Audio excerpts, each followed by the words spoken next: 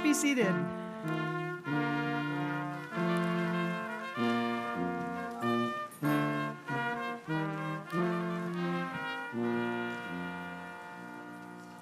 Good afternoon, everyone. I'm Laura Hockett, the chair of the Scripps College Board of Trustees.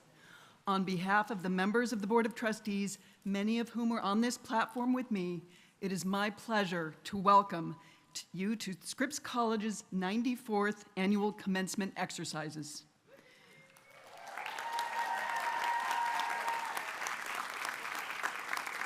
We are delighted to be here today, together in person to celebrate with you. To the class of 2024, today not only marks the culmination of your Scripps journey, but the beginning of a new chapter filled with infinite possibilities. We are here to celebrate your achievements, and we must acknowledge the extraordinary circumstances under which you have completed your undergraduate education. It is only the beginning of the next phase of pursuing your goals and dreams. I congratulate you on your accomplishments, and I commend your focus and discipline in rising to the challenges of the academic rigor that define a Scripps College education. Today, each of you takes a very significant step from student to graduate of the college, joining thousands of others who have gone before you. I actually sat among you for among the graduates of the class of 1985, almost 40 years ago. It's crazy. As an alumna, I can tell you firsthand that Scripps, both the education you've received and the friends you have made here, will continue to be an important part of your life after college. Scripps was founded on the principles of innovation, inclusion, and the pursuit of knowledge.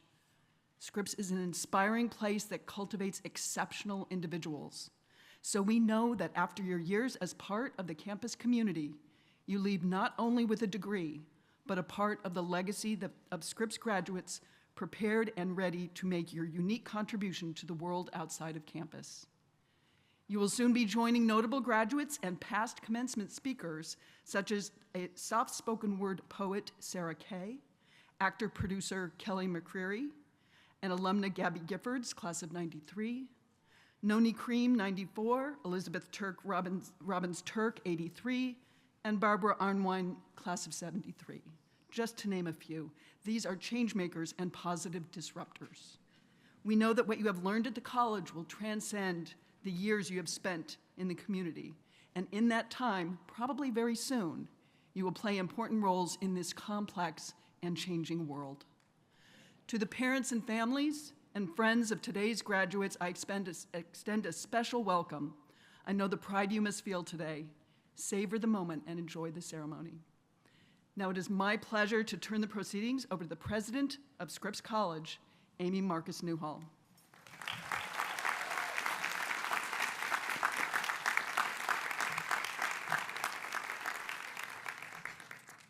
Welcome, everybody. I'd like to echo our board chair, Laura Hockett's warm welcome to today's commencement ceremony. It is a perfect weather day, although it's hard to know what the weather is because the lights are shining right here. We are thrilled to celebrate the accomplishments of you, our seniors, today, and to share this occasion with all of you in the audience. It's especially meaningful to celebrate in person since you began your journey online in 2020 at the height of the pandemic.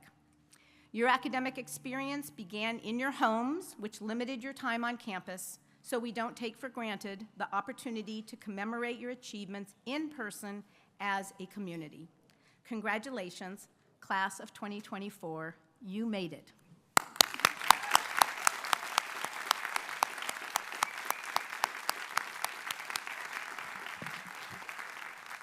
Seniors, your class includes scholars, leaders, community builders, and change makers.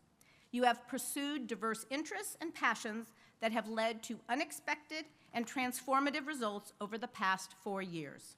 What's more, you have remained resilient in the face of unprecedented and challenging times.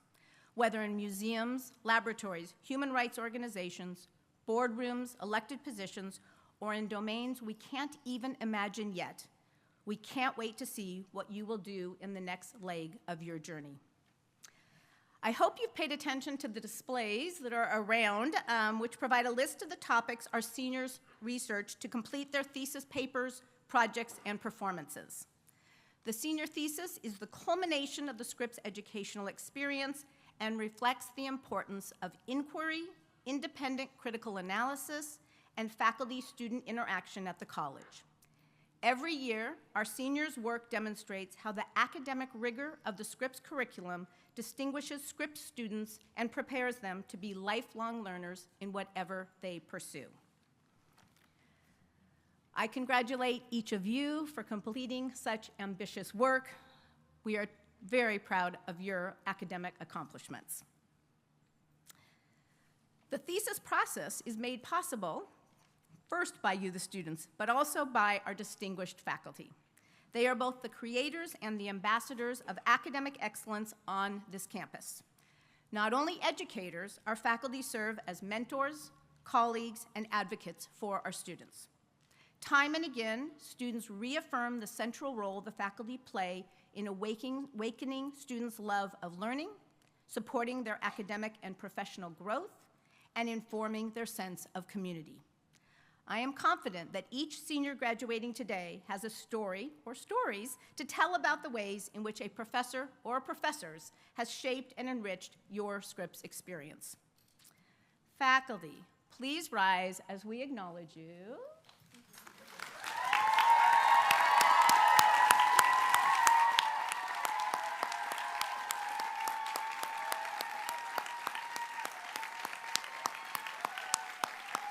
I would also like to thank the many Scripps staff who are committed to cultivating the exceptional educational and residential community that provides a home away from home for all of our students. Scripps is fortunate to have skilled and dedicated professionals who deliver a broad range of stimulating residential and co-curricular programs and activities to strengthen our connections to one another. Our talented, hardworking employees help students through personal and academic challenges. They ensure that students have healthy, delicious meals every day. They provide meaningful work and volunteer experiences on and off campus to prepare students for careers and life. And they ensure a beautiful campus environment that cultivates curiosity and community. In short, they are here to ensure that our students' college experience is extraordinary, unique, and memorable. This momentous ceremony and all of the other events throughout the weekend and the academic year could not happen without their work behind the scenes. So please join me in thanking our staff for their service to the college.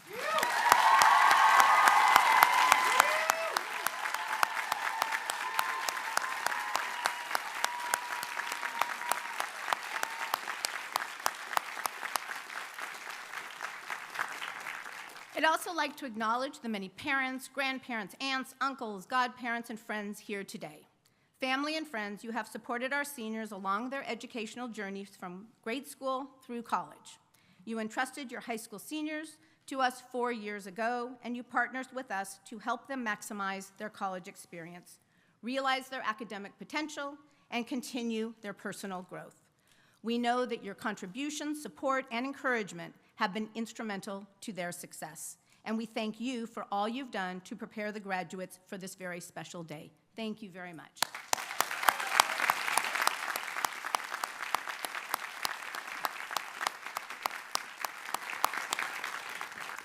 And finally, I'd like to thank you, the seniors, for embodying the hopes and dreams of Scripps founder Ellen Browning Scripps, who envisioned an educational community that would equip its students to live lives of leadership, service, integrity, and creativity.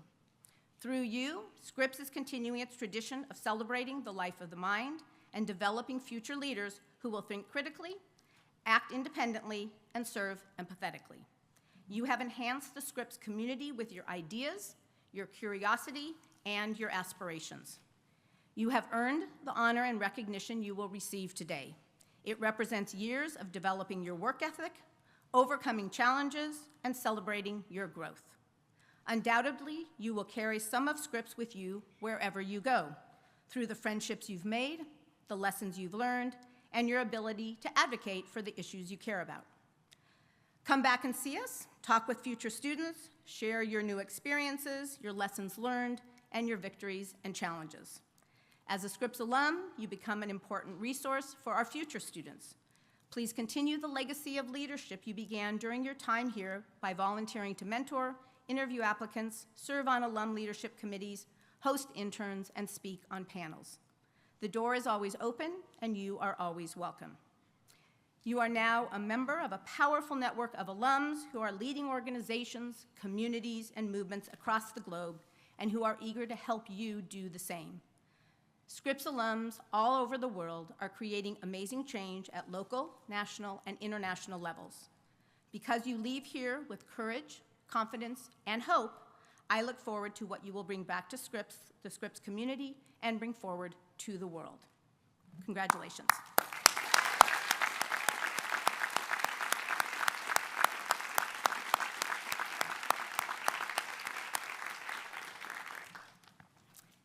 It is now my honor to introduce our 2024 senior class speaker, Ella Lahavi.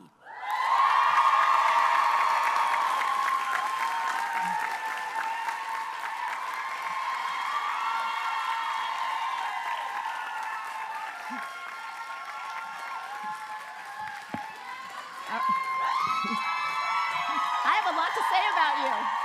I still have a lot to say about you. Okay, so I have a lot to say about Ella. So she can just stand right here next to me as I say it. You can all stare at her instead of me.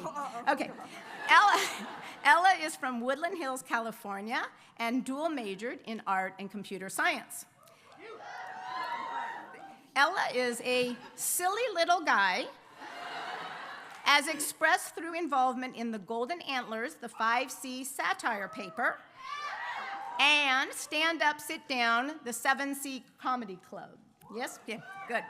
Ella's also dabbled in other performing arts on campus through playing Brad in Rocky Horror and a guy named John in 4 Bisexuals and 2 guys named John Kill Dracula. Ella spent a year doing illustrations for the Student Life News and switched over to do illustrations for the Scripps Voice after learning that they compensated all of their staff and not just the editors. Ella's favorite spots on campus are Denison Library, the Steele Senior Studios, and the massage chair in the Tiernan Fieldhouse. Ella's favorite dining hall meal is the Sunday night nacho bar in McConnell at Pitzer. Outside of academics and extracurriculars, Ella is interested in monkeys, JoJo's Bizarre Adventure, comics, and yummy ways to combine bread and cheese. Through their computer science major at Harvey Mudd, Ella has worked as a gruder, and for those of you who don't know what that is a grader and a tutor combined. Ella intends to pursue a career in computer science research and teaching post-graduation, and will be starting their PhD in computer science this fall at UC Santa Cruz.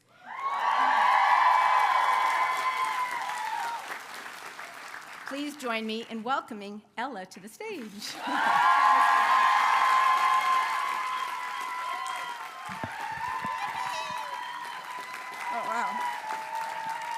Wow, can you guys believe that we spent like 4 years of our lives, thousands of dollars in tuition leading up to this moment, and all we have to show for it is this really ridiculous hat? Anyways, well, I spent some time thinking about how every Claremont college sort of has its own identity, right? But Scripps, I don't know, I feel like a Scripsy can be anything. We don't really have any solid identity outside of the fact that we're the women's college, But we're not really all women even. So really the only thing that ties our community together is gender-based discrimination. But maybe what brings us together is not that discrimination, but our desire to uplift each other and support each other in spite of it. Oh, thank you.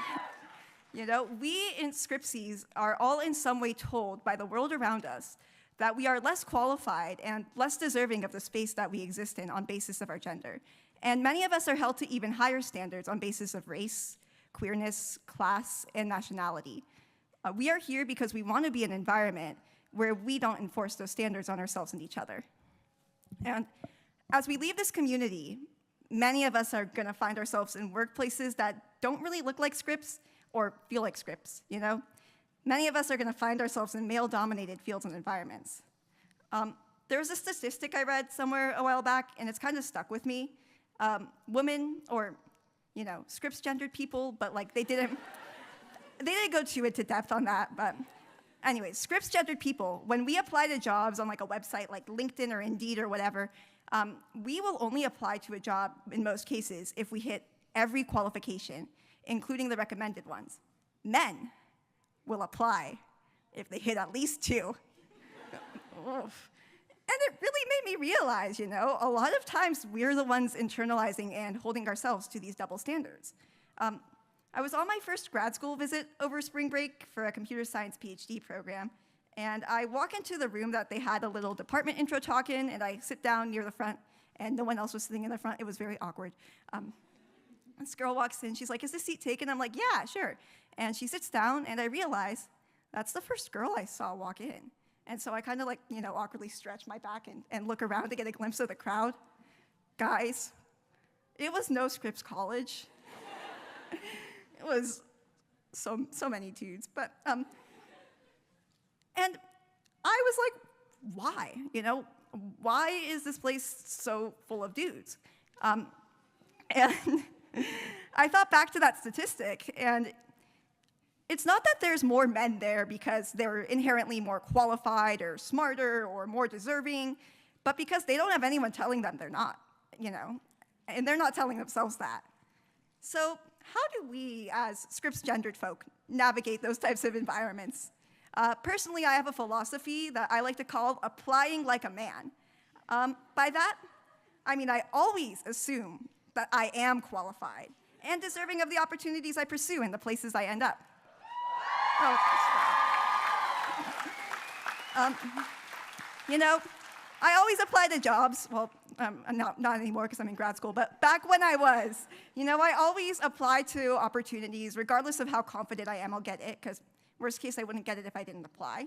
And even beyond that, when I am working on a team or a project, I always assume that I am there because I deserve to be there. And, you know, if not, it's the problem of whoever put me there. But the very fact that we have access to these opportunities is proof enough that we are qualified for them. And it's not just about where we are at now, but where we want to be and where we will be. When I toured grad schools, I noticed myself looking for students who were like me, you know? Were there non-male students in these programs? And not just did they exist here, but like, are they comfortable? Are they included? Are they talking, taking up space? Were there queer and gender nonconforming people? Did they seem accepted? It made me realize that once I reached that place, other people like me are gonna see me there, and they're gonna use my confidence to sort of measure whether they can succeed there. That's a little scary, you know? But even beyond that, it's happening right now as we speak. You know, there are students, you know, underclassmen at this college who see me doing things they want to do, and because of that, realize they can do it. There's prospective students here who look at all of us and are like, I see this person succeeding in a place I want to succeed. And now they're confident they can follow in our footsteps. You know, whether you like it or not, you're a role model. Younger people like us look for us in places they want to be. They look for our presence, but also how we carry ourselves and how comfortable we are. Now, my point is not to make yourself seem more happy or confident or comfortable, just to lie to young women and transgender folk who aspire to be where you are. But it's important to consider that being part of this community means that every step you take paves the way for others in it to follow. Yeah, I get it's just like one thing for me to like talk about taking up space and being confident, but how do you do it? Well, you lie to yourself. No, not really. As the first bit of this speech has hopefully made clear, you're qualified, you are deserving, you're awesome. That bit's not a lie, but moving through life and constantly being told otherwise can very much make it feel like one. So lie to yourself until you accept that it's the truth. You know, fake it to make it, or whatever it is that they say. This means celebrating and amping up your achievements, But it also means accepting your faults and mistakes and moving forward anyways. Everyone does stupid things, yet Scripps gendered people are often held to higher levels of accountability. Rather, we hold ourselves to higher levels of accountability than our cis male peers. Guys, I'm gonna get real with you. I've seen men push some horrible code to like final project repositories with the confidence of like a 3-time Olympic gold medalist. They'll delay project progress by days, screw over multiple teammates, and then they'll show up the next day like nothing happened. And and first of all, not all men, there are, just to clarify. But like, I'm not saying that we should not be held accountable for our mistakes, but we shouldn't dwell on them, and we shouldn't let them define us more than our successes. We deserve forgiveness. We shouldn't look down, but up and forward. And around us, leverage your mentors. Find people in your new communities who you can lean on for support and guidance. In my own experience, it's important to have people to complain to because you will always have things to complain about. Maybe that's a me thing, I'm a kvetcher. Still, it's always useful to have people who've been where you are and made it out alive. Leverage your peers too. Make friends in your workplace. And find spaces outside of it too where you feel comfortable. It's hard leaving behind all the community we spent 4 years cultivating, but our connections here are a testament to the fact that we can build those connections anywhere. Take what you've learned and bring it with you into all the awesome places you're gonna end up. Also, stay in touch with the people you've met here. Just because we're going our own way doesn't mean we have to abandon this community. I mean, it's a great community. We look out for communities even beyond our own community, and that's something I really appreciate about it. And this community that we have and that we built here stays with us, even if it's different. I was at the senior art gallery opening a few weeks back. I was standing in front of my piece. Oh, thank you.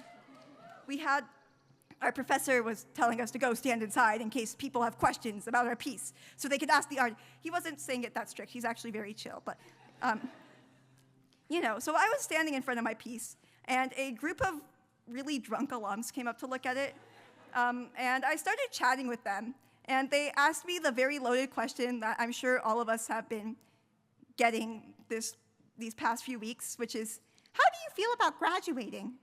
And I was like, oh no, to be honest, I'm kind of about to pee my pants. And I'm like really terrified of leaving all my friends here. And they're like, oh no, you guys stay friends for life, and all that, very, very drunkenly, very drunkenly. But, it made me realize that tonight's not the last time we're all gonna get drunk together. Maybe in 10 years, we'll come back to be some very tipsy Scripsies and impart some drunken wisdom. Yes. And impart some drunken wisdom on the Scripps class of 34 in their moment of need. And most importantly, take care of yourself. Being kind to yourself is still being kind. And it's better to be kind than it is to be selfless. It's like the most important kindness, in my opinion. Like, when you have a choice between finishing a homework assignment and going to bed before midnight, or, well, most of us will probably not have to do homework assignments again. Or, I don't know, a decent amount of us are going to grad school, so those of you that are, metaphorically, the metaphorical homework assignment. Go to bed. Do it in the morning. Your class lasts a semester. Your body lasts you your life. You're stuck with yourself. Be nice to yourself. Make choices that put you first. Anyways, I'm gonna miss you, a lot of weirdos. All right. But I'm very proud of all you've accomplished until now, and I'm very excited to see what you guys keep doing as y'all go off into the world. Thank you. Oh, thank you. I'll stop.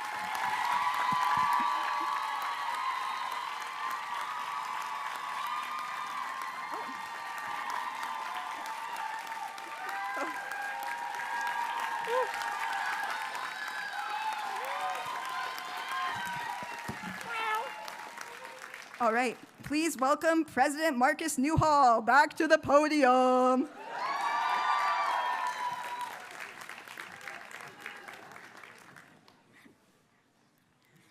Thank you so much. Ella, do you know where you're going to sit down? Thank you very much, Ella. That was fabulous. It is now my honor to introduce our 2024 commencement speaker, Jeanette Charles Marquez.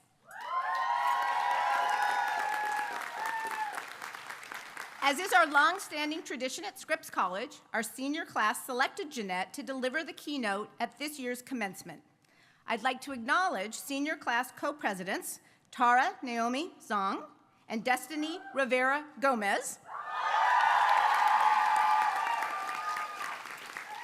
who led the selection process on behalf of the class of 2024. Jeanette, that was good. Jeanette Charles Marquez is a proud daughter of the Haitian diaspora and German immigrant working class born and raised in Los Angeles. She is a PhD candidate at the University of California, Los Angeles, focusing on Afro-Atlantic, Latin American, and Caribbean history. Recently, she was named a Fulbright Hays DDRA Fellow to Nigeria and Trinidad and Tobago. Impressive. Charles Marquez is lead producer of the forthcoming documentary Salsa, and I will not say this correctly, I'm sorry, Jeanette, for my Spanish, but Un Tumbao Caribeño, a film about salsa music. In this capacity, she was awarded the Women in Film Creative Documentary Producer Fellowship for 2023-24. Very cool.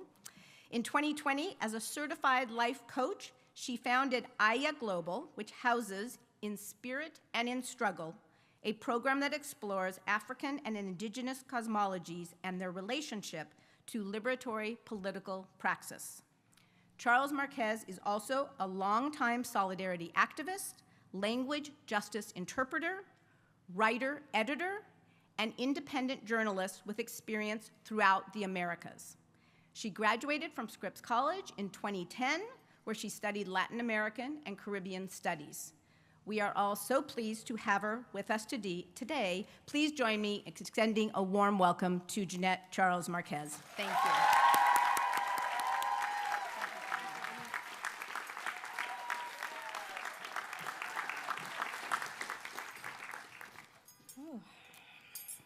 All right. Thank you, President Marcus Newhall.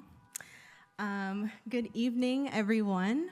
According to many customs and traditions, I would first like to pay homage to all the generations of our ancestors and that have made it possible for all of us to come together. I wish to acknowledge the indigenous and native peoples of these lands, the Tongva and Gabrielino peoples, who were and continue to be the rightful custodians and stewards of what is now Los Angeles, the city that raised me. I'd like to recognize as well all of the workers and immigrants of African, indigenous, and other lineages that have built this city, these colleges, and this country where we find ourselves today, as well as the custodial staff, groundskeepers, yeah.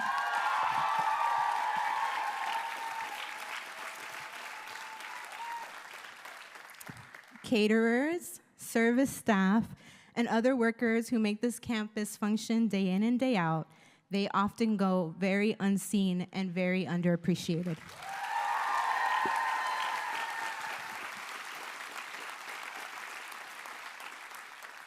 I also want to express my gratitude to the graduating class for this amazing invitation to speak at this year's commencement. I am both honored and very humbled to share some of my reflections and words of encouragement as this class embarks on another chapter of your journey. And finally, I'd like to thank all of the family, friends, faculty, administrators, and board members who are here today as we celebrate the tremendous accomplishments of our students here, their culmination of years of hard work amidst a global pandemic and other unprecedented challenges.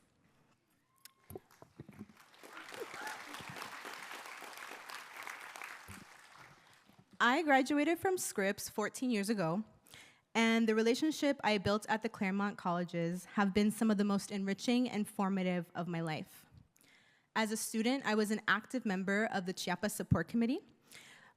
Thank you, yeah. An organization that was founded after the 1994 Zapatista uprising an indigenous Mayan and campesino farm worker rebellion that declared an end to bad government and neoliberalism in Mexico.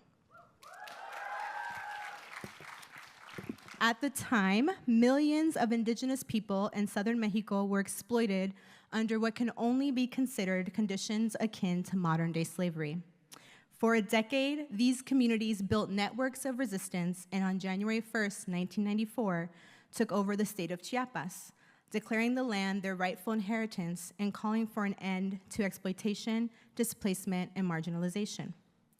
Students, professors, and community leaders from these colleges in the surrounding Los Angeles area came together and founded this collective in solidarity, self-determination, and the fundamental right to life with dignity.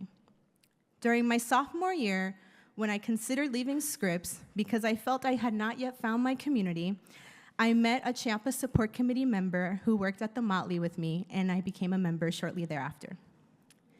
This was the beginning of an unexpected but very critical path that informed my entire sense of self and purpose. As a student, I partook in consistent, deep collective study about indigenous sovereignty, African and Black liberation, the right to reparations, and other people's histories. These student-led political education spaces happened in dining halls, dorms, classrooms, and in the community. Eventually, I started traveling internationally to do human rights accompaniment and participated in grassroots exchanges in Mexico, Guatemala, and Honduras. These initial experiences learning from and alongside Latin American and Caribbean movements radically shaped one of my life's core values, which is an unwavering belief and commitment to both align with and serve the people most impacted by detrimental systems like capitalism, white supremacy, patriarchy, and US imperialism. The people we met were young and old, and were firmly convinced that grassroots, popular, and community-led struggles would and will transform the world as we know it. There was never a lack of clarity that the main need driving all of our future societies must be dignity for all if we wish to not only survive, but thrive as humanity. This work in Latin America and the Caribbean, a region of which my paternal family is from, inspired me to always focus my work and efforts on projects that put people first. My political organizing and other career endeavors progressively took shape according to this, as I started cultivating beautiful relationships with people and movements who chose to dedicate their lives to creating solutions to some of humanity's timeliest issues: access to land and education, poverty, displacement, genocide, and war. My colleagues at the colleges, fellow student peers, professors, and community members, as well as those that I met after I graduated, have become compañeros and compañeras, some of my most understanding and supportive friends, as well as comrades. This is just a snapshot into my tenure at Scripps and with the Chiapas Support Committee.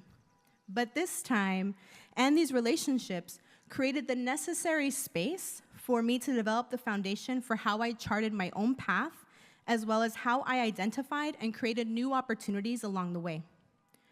Doing this work, traveling and building with grassroots movements internationally, was the result of choices that I made that were not always the easiest or the ones that I expected to make upon coming to Scripps and eventually upon graduation. Not everyone understood then, nor do they really understand now, all of the choices I made and continue to make. But I am a firm believer that we were all born in these times with very specific destinies and unique contributions that might require unconventional decisions.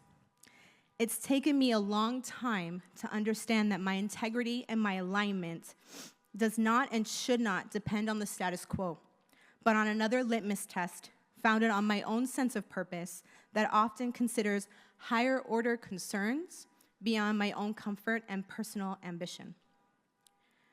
After 10 years organizing alongside African and indigenous communities in Latin America and the Caribbean, I decided to pursue another academic degree. Again, my compañeros with the Chiapas Support Committee played a very crucial role. Over an informal dinner, my friends collectively encouraged me to return to school and become a historian of the people and the places I had dedicated my life up until this point. Like other experiences in my life, I did not necessarily see myself in this role, but others saw what I did not or could not fully see for myself at the time. And notably, the skill sets and training that I received as both a social activist and organizer have been the most fitting to my preparation as an oral historian.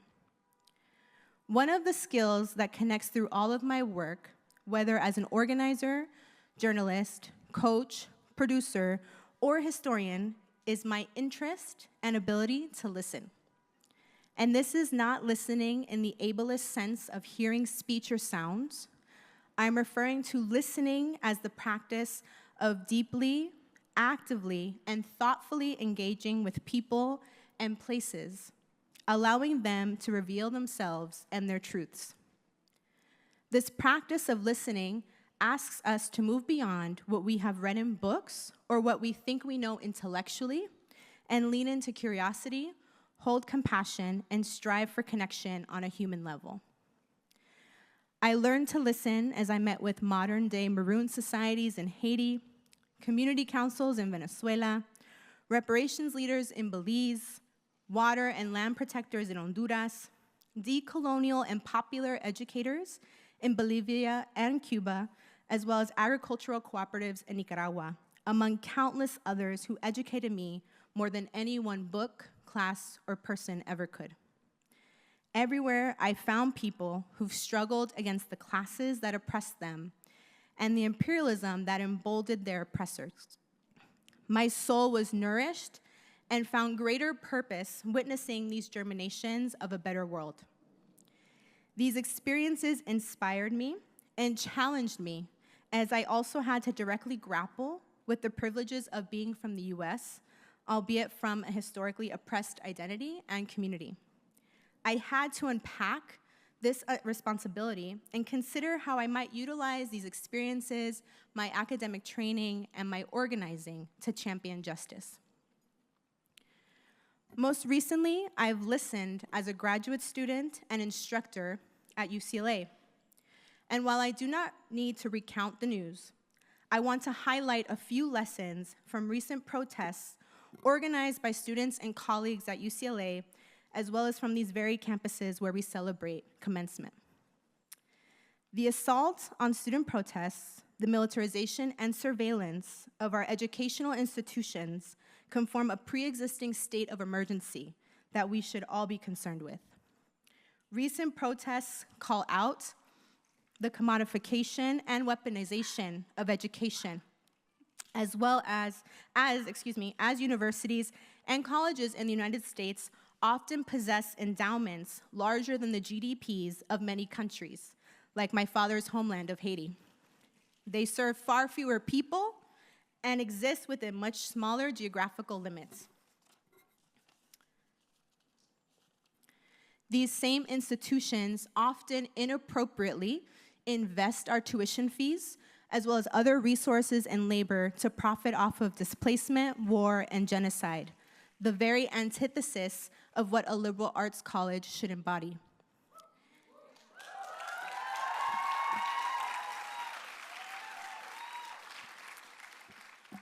It is our right and our collective duty to demand transparency, accountability, and reparations for any egregious misuse of education for purposes that neglect and betray the integrity behind the pursuit of a university degree.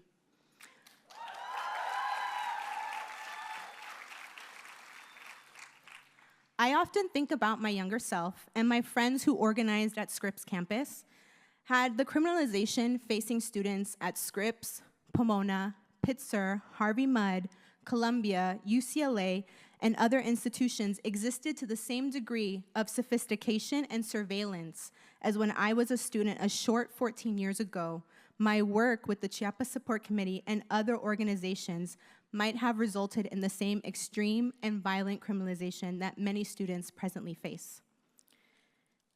As I've gotten to know this class of 2024, many students have shared with me that their class includes many activists and students who stand up for what they believe in. This class is among those determined to forge a new path for humanity and the planet. From Scripps to Barnard and all other universities and organizations mobilizing today, people are envisioning and oftentimes already experimenting with a better way.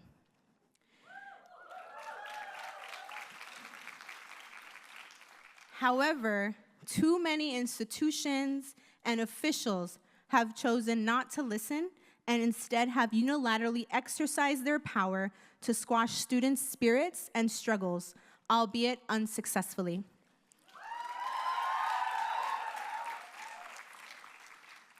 Students are speaking up loudly and organizing around clear demands. These demands include disclosure, divestment, and free Palestine.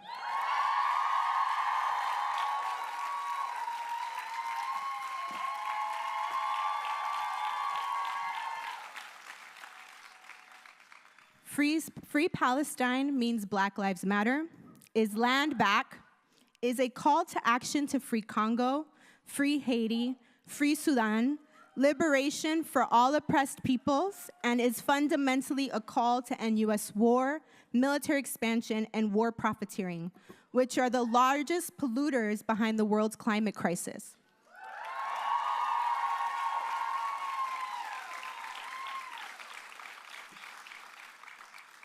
Free Palestine upholds the core value of a right to life with dignity and calls for entire peoples around the world to have the right to self-determination and sovereignty, the very same ethos behind the Zapatista movement that inspired me when I read their communiques in high school and first visited their autonomous communities as a college student. All of us must challenge and disrupt the systems that oppress us and others, and that invite our collusion and depend on our complicity to operate indiscriminately. The academic excellence that institutions like the Claremont colleges proudly advertise must be used to build a new, better, and more equitable system.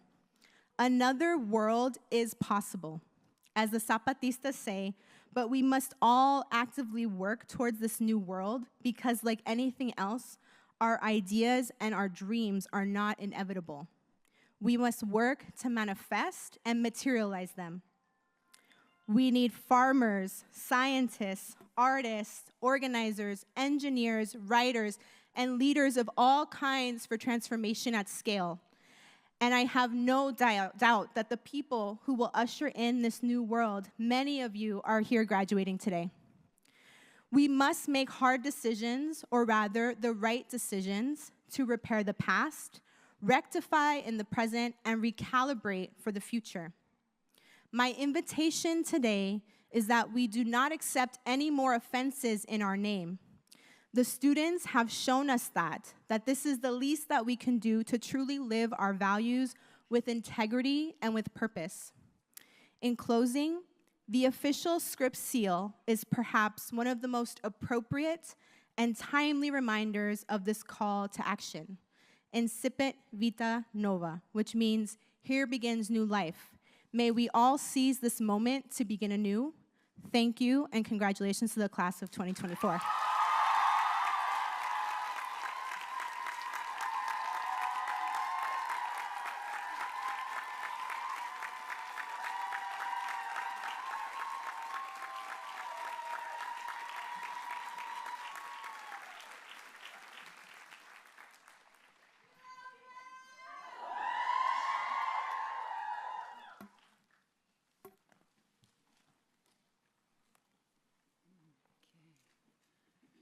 Jeanette, thank you very much for your remarks. We will now proceed with the conferring of degrees.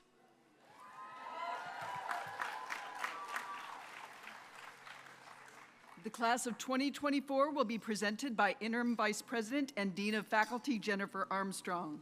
The degrees will be conferred by President Amy Marcus Newhall with the assistance of Vice President and Dean of Students Shay Bradley.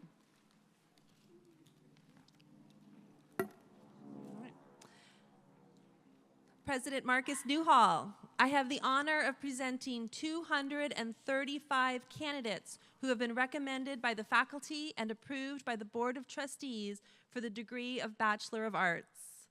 Graduates, if I call your name, please come on stage to receive your diploma.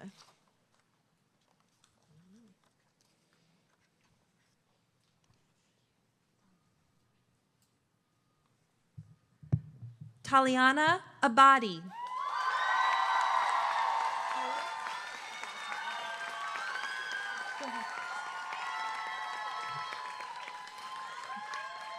Julia Abate.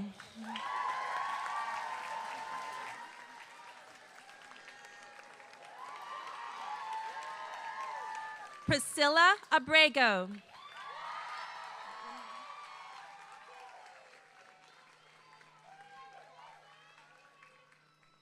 D.H. Akiri Loea in absentia.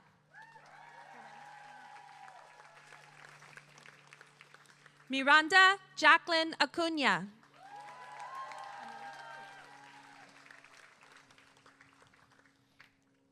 Amelia Adson.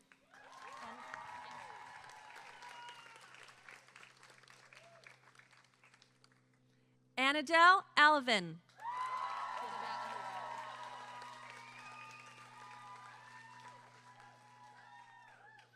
Divya Ahuja.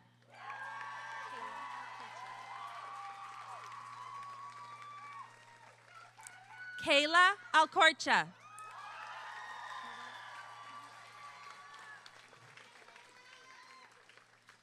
Maria Amador Loxon.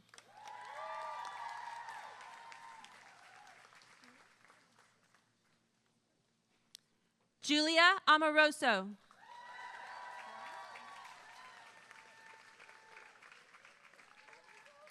Lauren Anderson.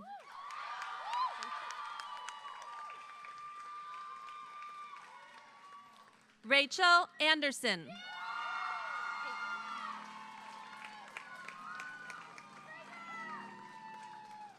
Caitlin Onadre Tomimoto.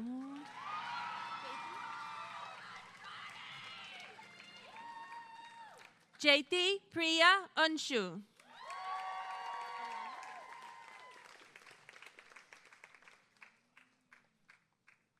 Ariana Miyuk Tokiko Antoku.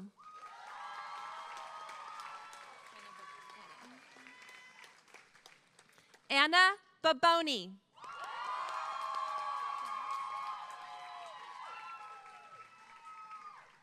Sarah Rosenthal Bagley.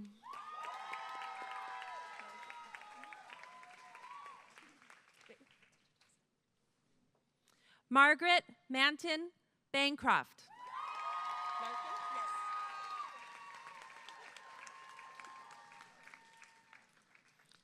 Larkin Chandra Barnard Bond.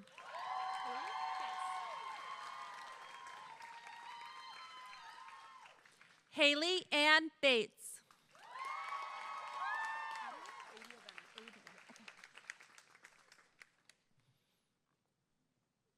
Adia Finn Bennett. You're not Lisbeth. Lisbeth Betances in absentia. McKenna Davy Blinman.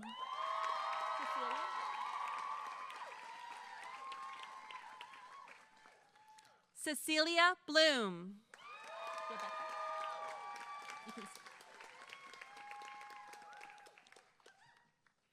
Rebecca Miriam Bodner.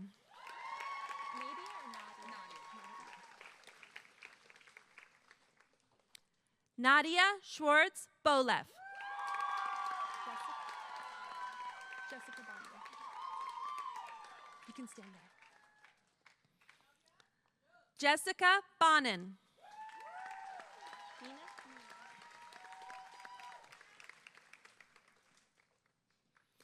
Mina Kolyani Bove.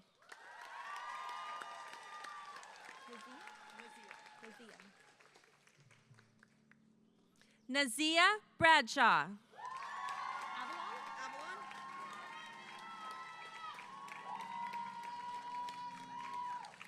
Avalon Bryce.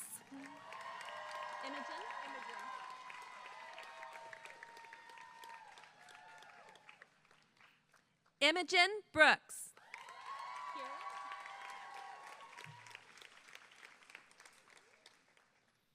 Kira Irene Brosnahan.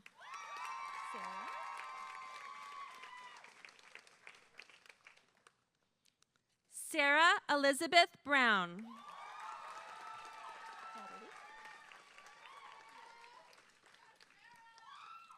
Natalie Joy Burton.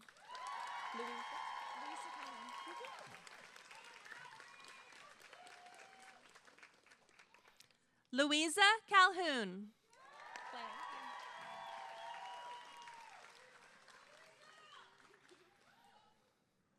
Claire Campbell.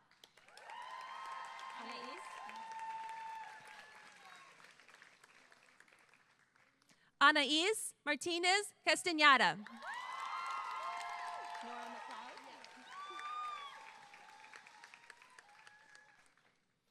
Nora McLeod Kate.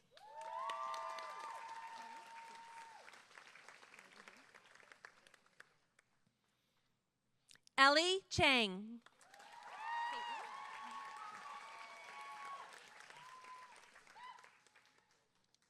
Caitlin Chen.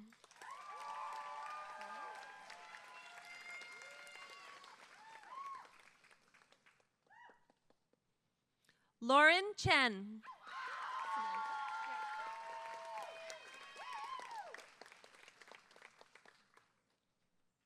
Samantha Clark.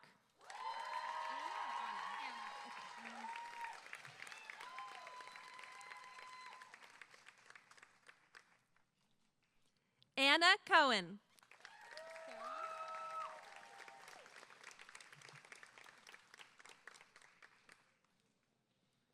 Caroline Cook.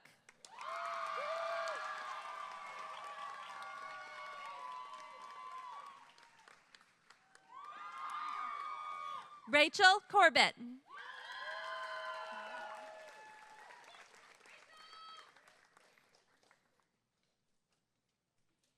Molly Craig.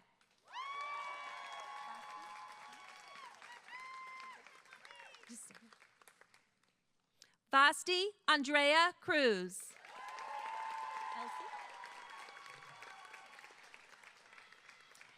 Elsie Donk.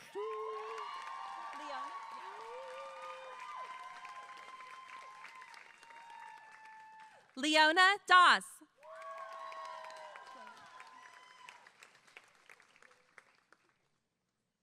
Shreya Dasari.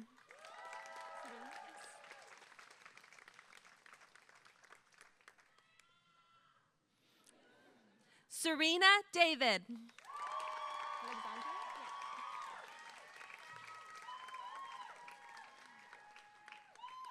Alexandria Davis.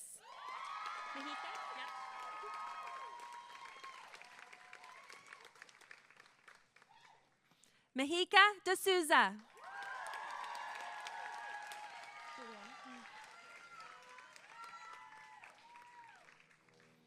Juliana Dybel.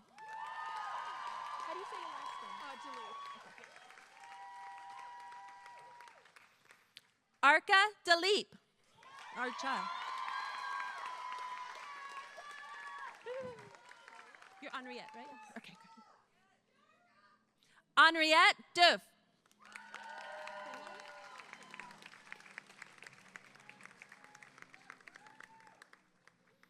Quinlan Zichuan Dixon Lim.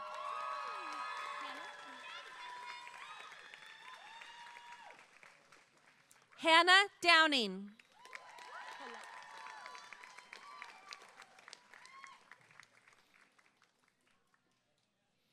Colette Drinkard.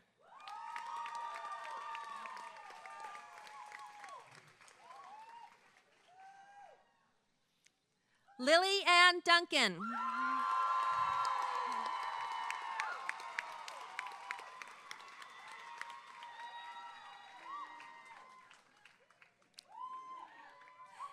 Hannah Elliott.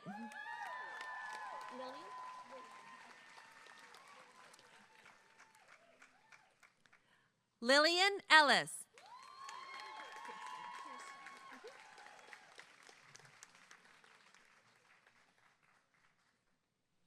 Kirsten Engber.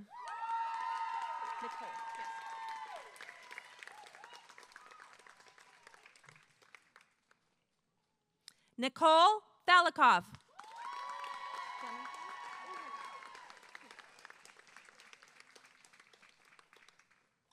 Clementine Sparks Barnum.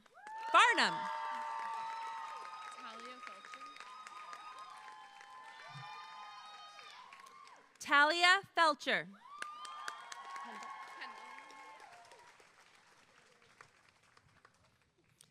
Kendall Fossey.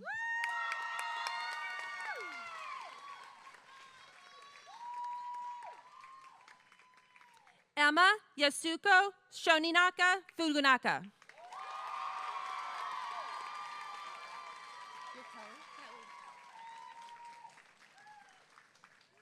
Kelly Fuller.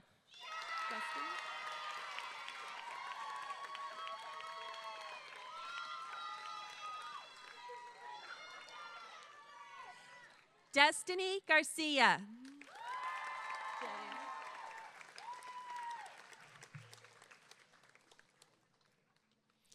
Jillian Murdoch Gardner.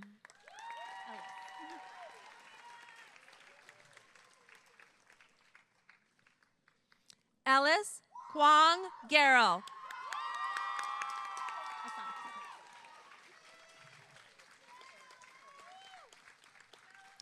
Asante Gamuda.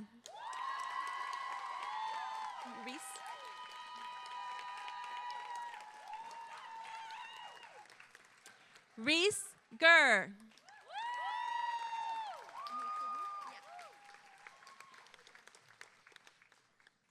Sydney Roya Gobadian.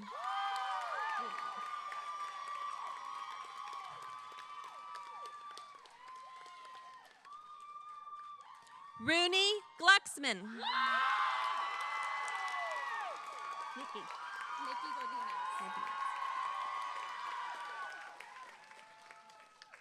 Nikki Godinez.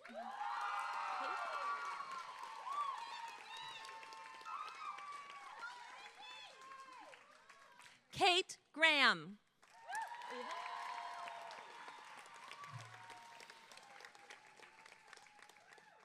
Ava Graves.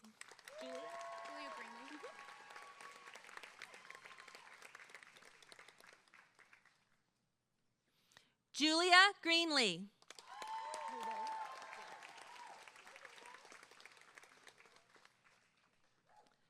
Willa Grifka.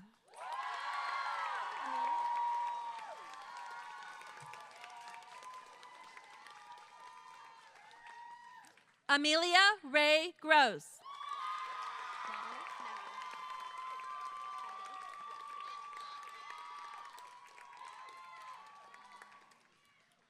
Natalie Marcotte Gunn.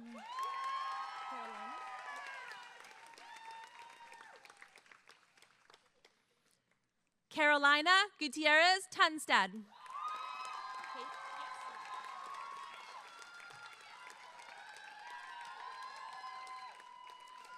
Kate Hassler.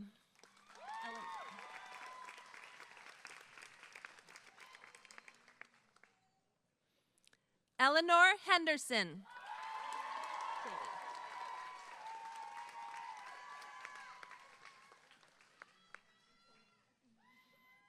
Jada Higgins.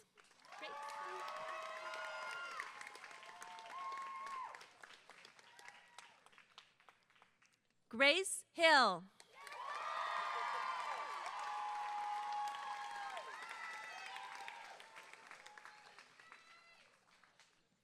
Madeline Quinn Horn.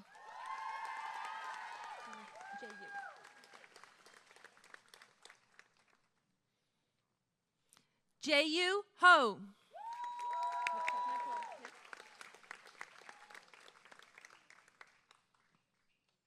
Nicole Homus.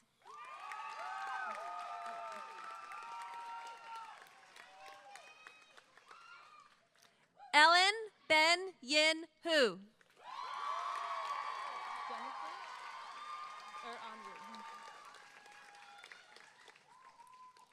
Jennifer Wu.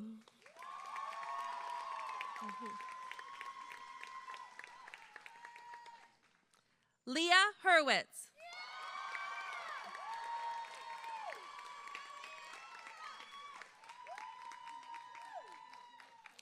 Dimyana Ibrahim.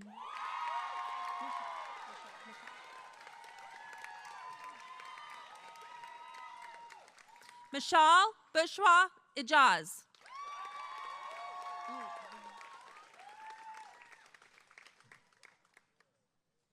Rima Iqbal.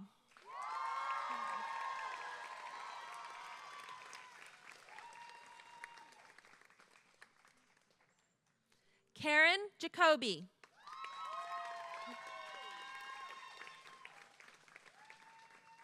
Are you Lauren? Lauren Jacques in absentia. Quincy Johnston.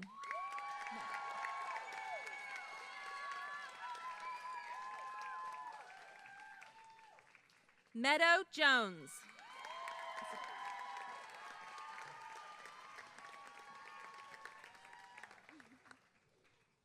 Isabella Nicole Can.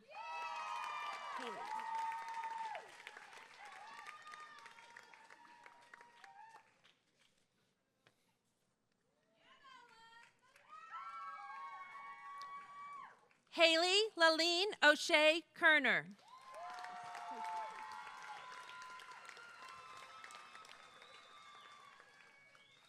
Sophie Claire Kim.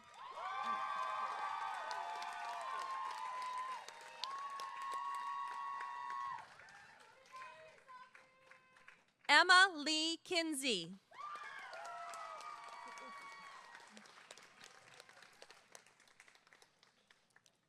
Izzy Kramer.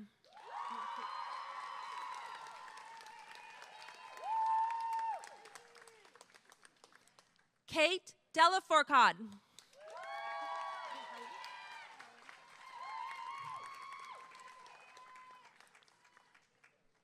Helen Landau.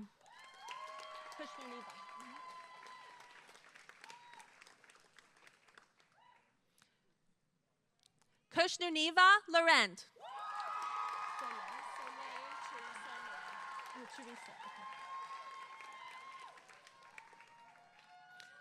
Soleil Teresa Lauren.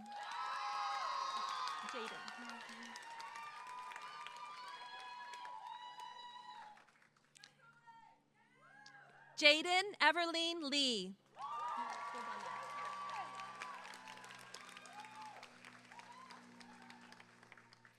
Ravenna June Lee.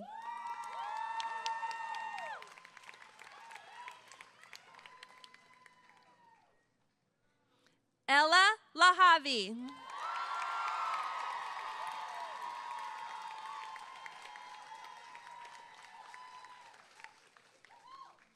Sophia Catherine Lewis.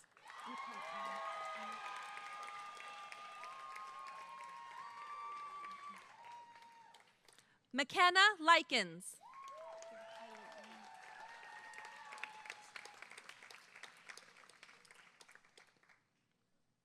Eileen Rose and Tereso Linchenko.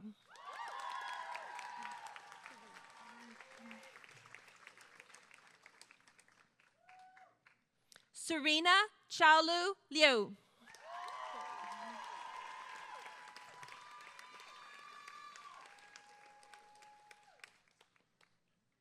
Corey Loduca.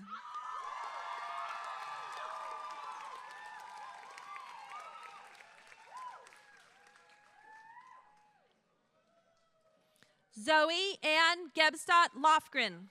In your section.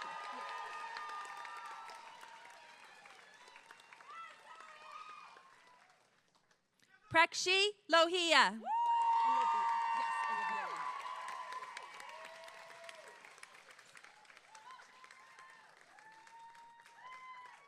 Olivia London Lordos.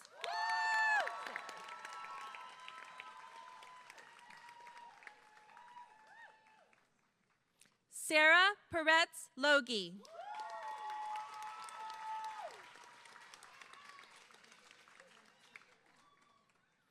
Shelby Renee Luster.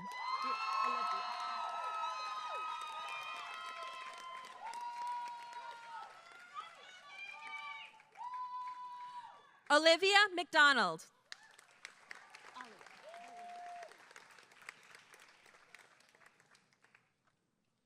Alia Malik.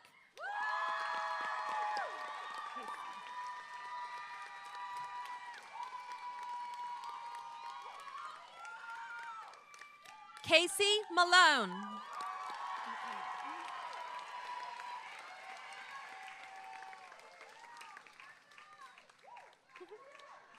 Emma Manser.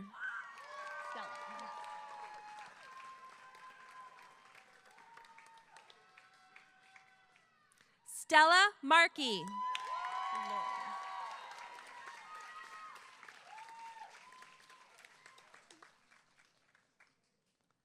Lauren Marler.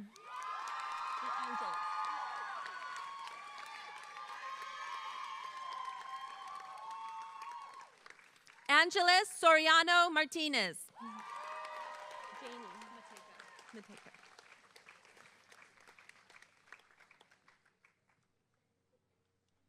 Janie Bateka.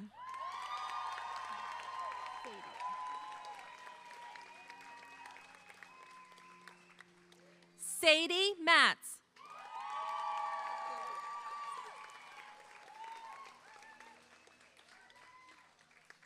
Alex Maurer.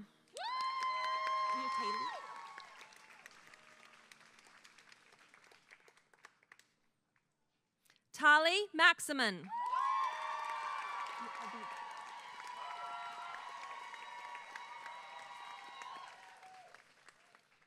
Aviva Victoria Maxon.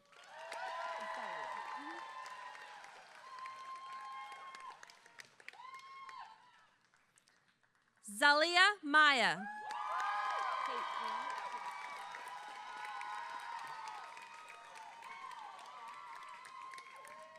Kate Ann MacArthur.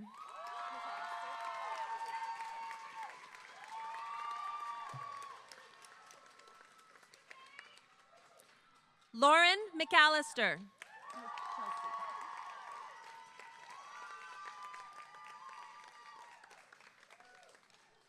Chelsea McCord.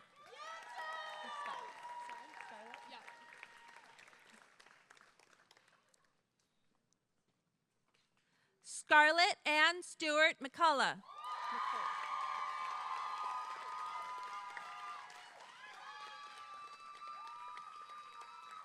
Nicole McDermott.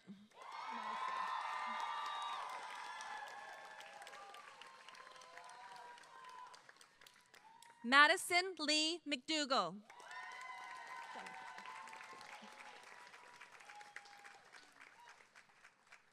Jennifer Reyna McIntyre.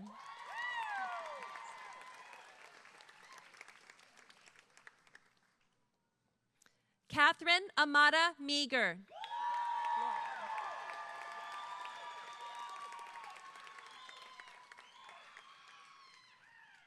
Lauren Mello.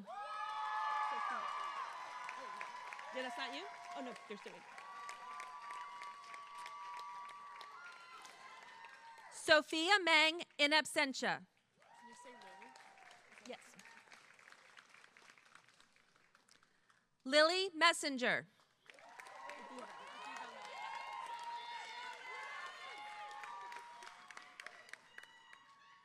Aviva Miller.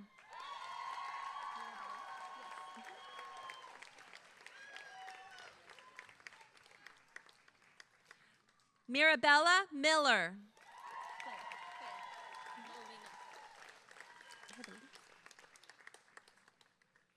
Claire Elise Molina.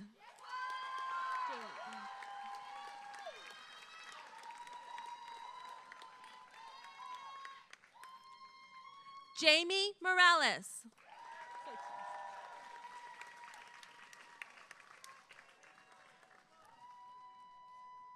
Sochi Maureen.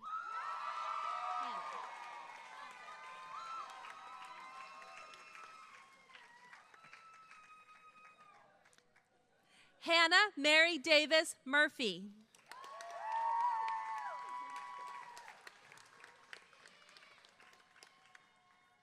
Rina Nagashima.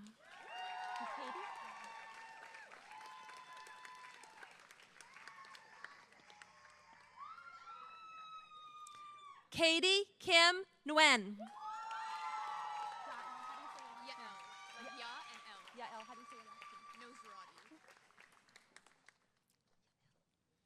Yael Nosrati.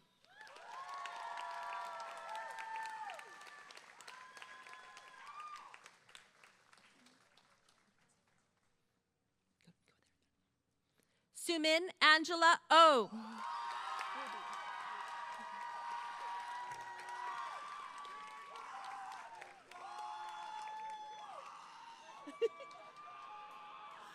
Ruby Okamura.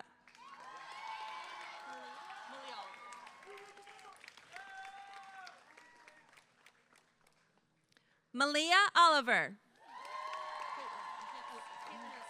You want your middle name. Caitlin Elizabeth Osa.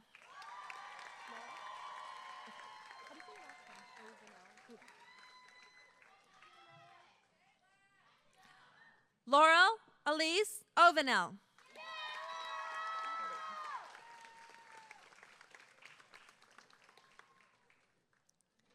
Natalie Park.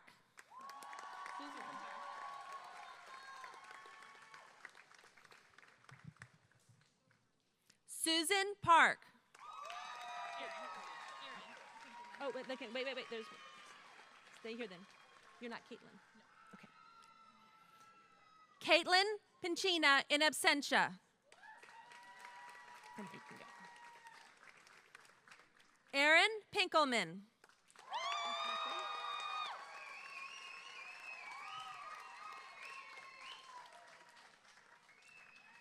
Catherine Protiva.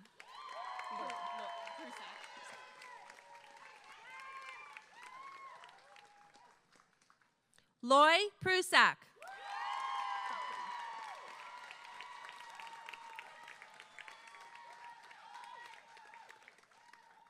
Jacqueline Jaramillo Ramirez.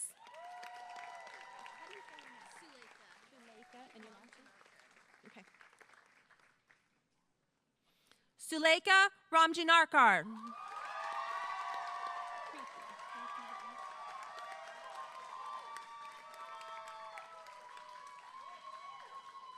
Preeti Rao.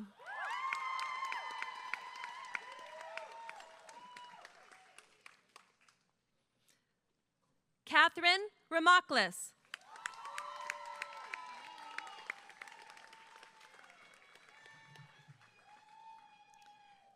Destiny Rivera Gomez.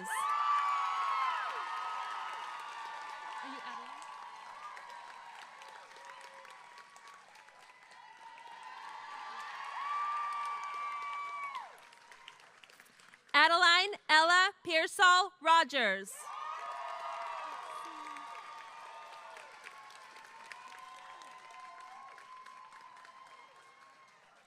Blessing Roland Bagaji.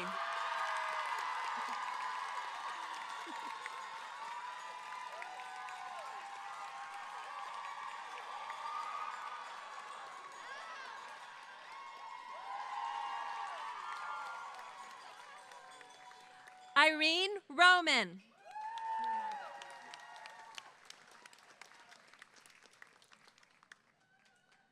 Margot Rosenblatt.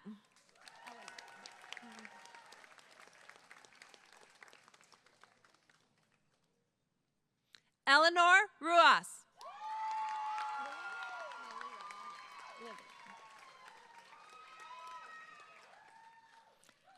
Lillian Margaret Ryan.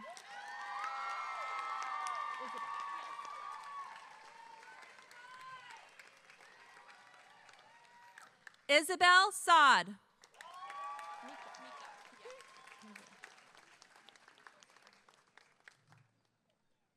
Mika Sacre.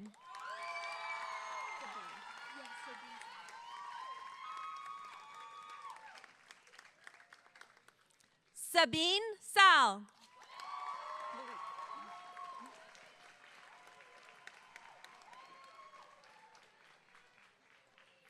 Louise Ann Sheely.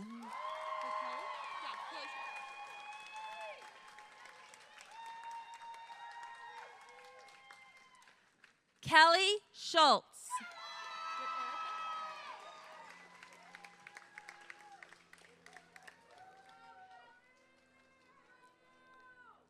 Erica Schwerdfager. No, you're not SD. Are you Liliana? Yes. Okay, wait a moment then. SD Scott in absentia. Liliana Elena Senna Gersh.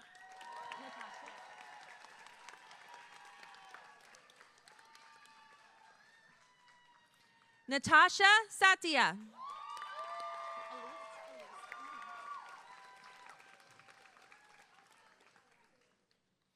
Elise Ime Shan. You're Jessica.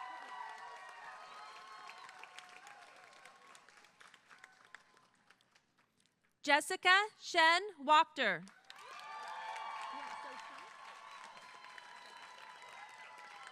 You can go stand up.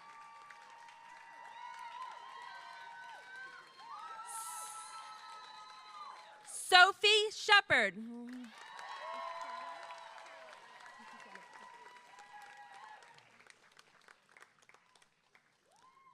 Caroline Shoemaker.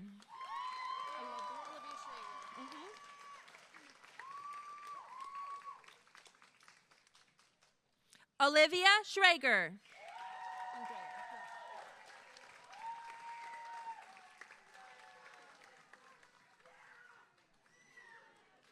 Andrea Magdalene Siami.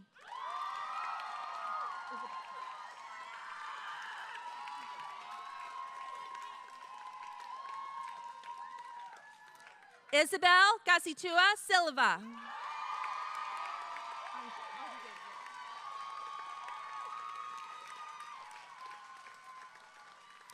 Anji Jaden Sin.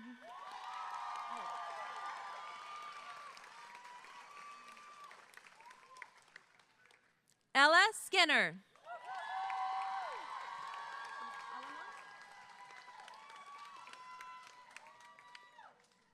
Eleanor Skish.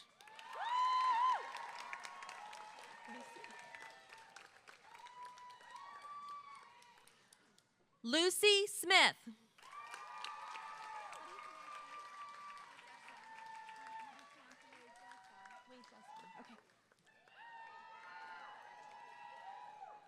Wejia Song.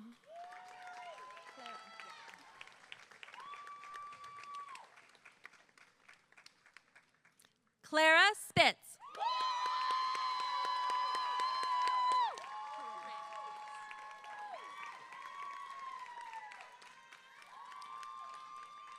Corinne Stevens.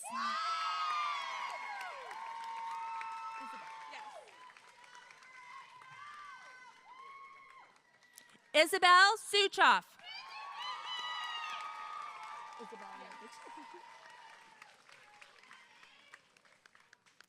Isabel Yusun Magalitsa.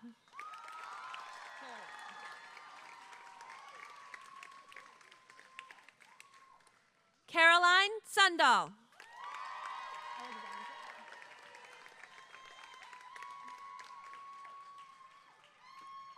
Alexandra Sweeney.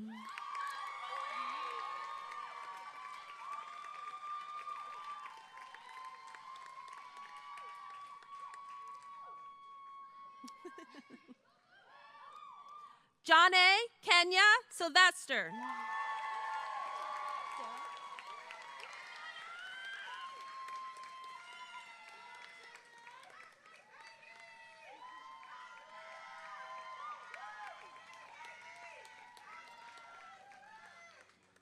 Sarah Teskey.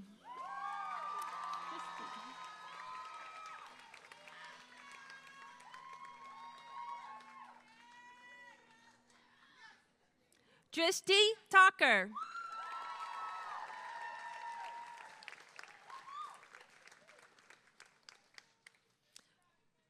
Serena Thompson. Tune in. Like last name Tune in. Tune in. Yeah. Okay. Ella Tunin.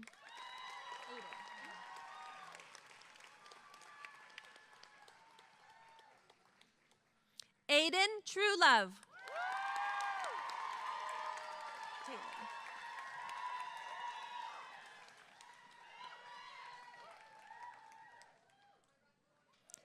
Taylor Shamus.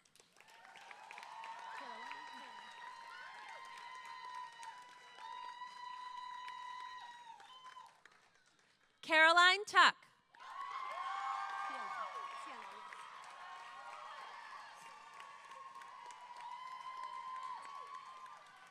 Cielo Velasquez.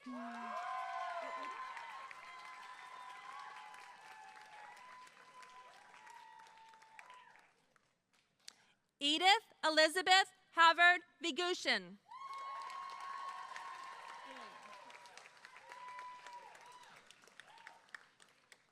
Elena Vinton.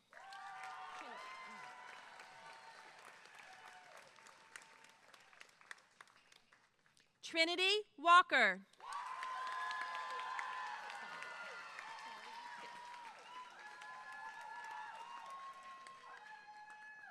Dahlia Xingli Wang.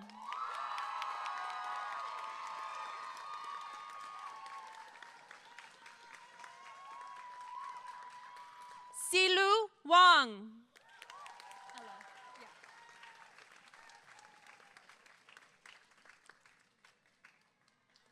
Ella Wasson.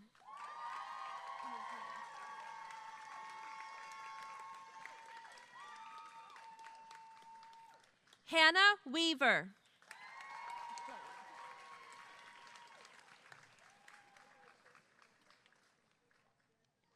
Chloe Kalia Weir.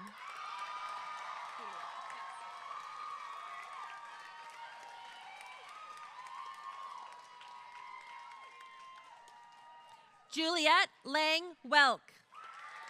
Oh, wait. You're not Zoe.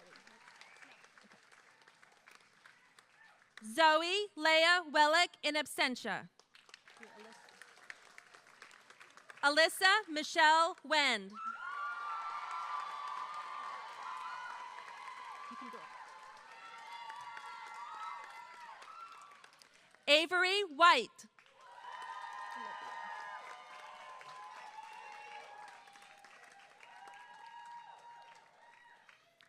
Olivia Wilson.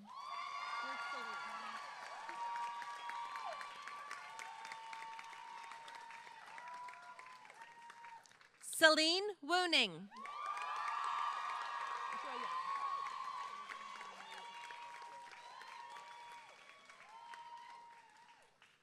Joyao Wu. You'll do my best. Zimeng. Zimeng Shu.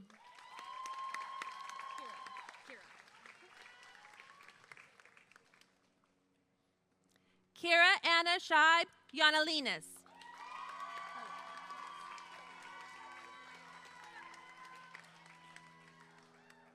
Ella Roxanne Davies Young.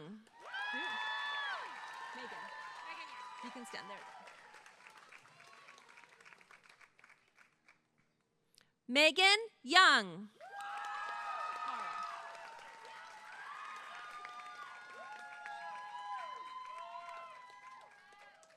Tara Naomi Zhang Xuan.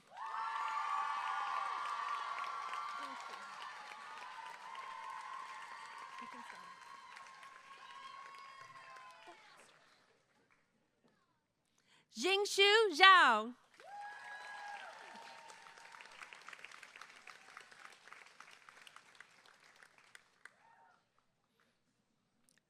Mia Zonies.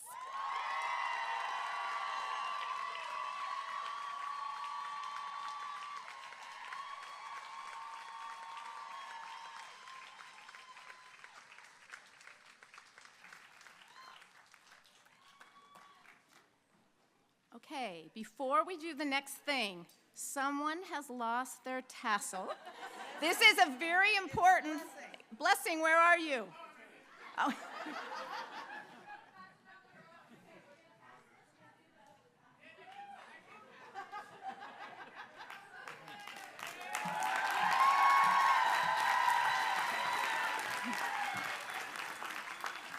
Graduates, will you please stand?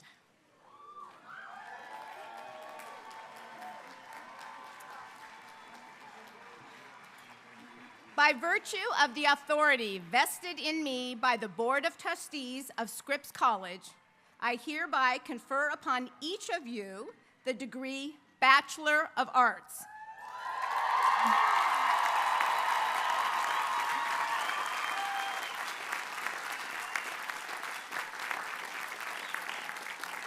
I'm glad that Blessing has her tassel because now you need to move your tassels from the right to the left.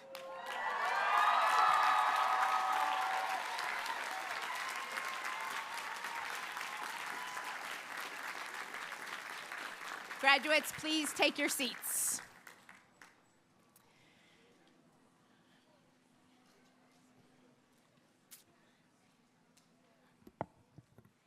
Graduates of the class of 2024, take a moment to look around you and acknowledge the tremendous support that surrounds you. From your classmates who will remain your friends for your lifetime, to your faculty who not only challenged you in and out of the classroom, but also advised, mentored, and were there for you. To the staff all around Elm Tree Lawn who celebrated your accomplishments and made this campus your home away from home. And to your family and friends in the audience and at home who supported, guided, and nurtured you into and throughout your college experience. Take a moment to experience and acknowledge the sources of support embracing you here today. It is now my time as president to provide the graduates of the class of 2024 a charge. As stated earlier, you are a class that did not get to enjoy your high school graduation in person and experienced your entire first year of college remotely due to the pandemic. You are a class who did not let these and other roadblocks get in your way from thriving and excelling here at Scripps College. You adapted, you pivoted, you matured, you developed bonds and friendships over your unique experience. Congratulations on persisting and showing grit through difficulties, embodying resiliency, and exemplifying the power of community. You deserve a huge round of applause.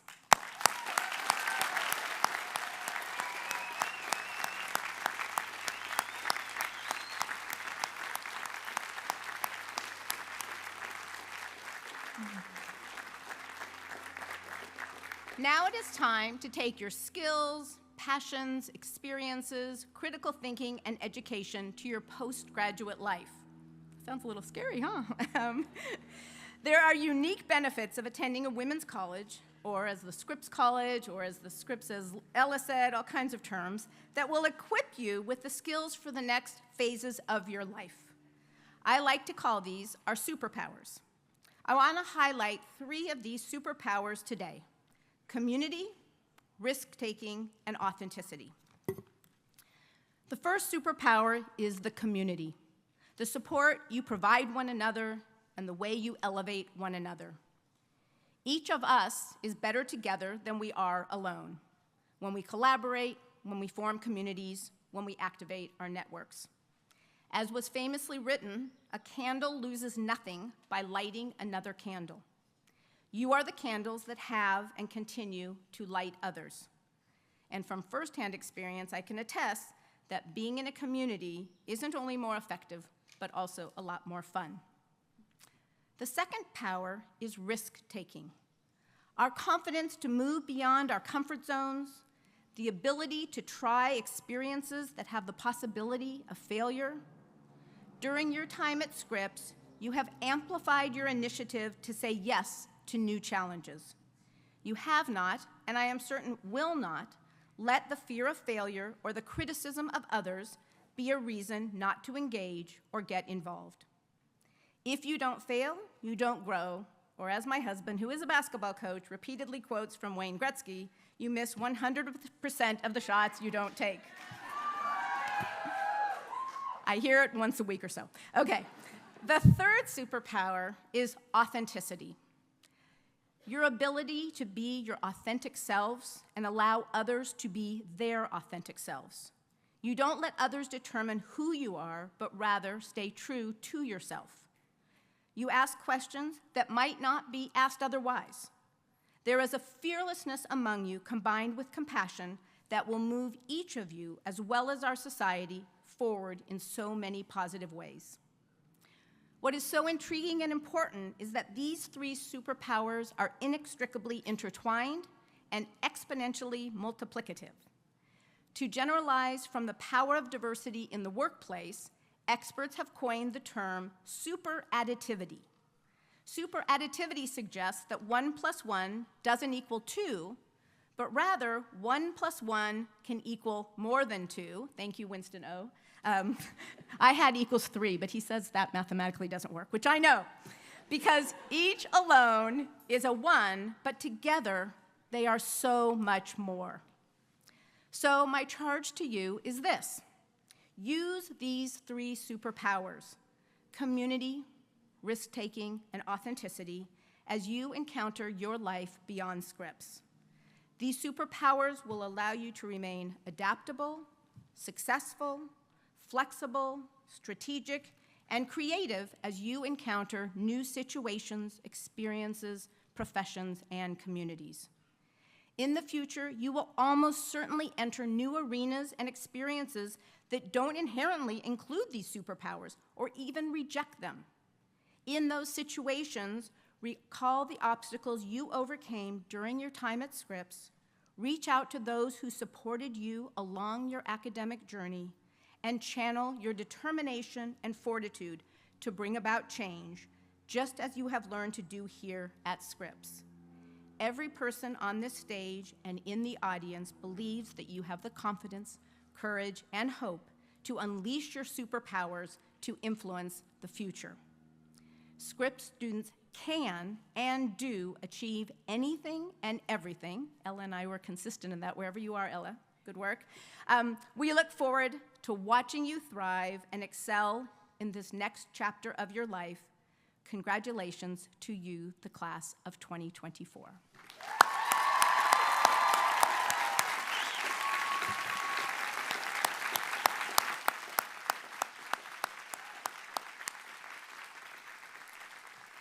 Graduates and audience members, please stand and join in the singing of Thy Many Gifts.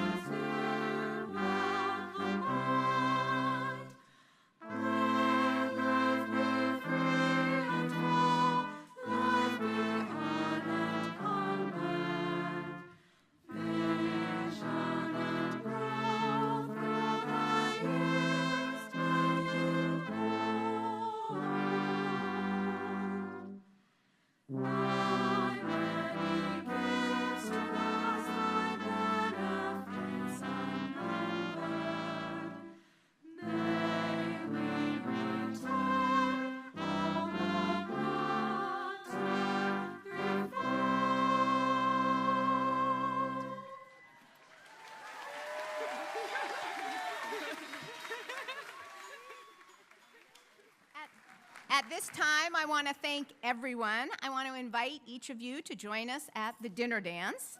And I want to ask the audience to please remain standing until the recessional is completed. Just logistically, the platform party will exit the stage, followed by the faculty and then the graduates. Family and friends, thank you for joining us and for your support.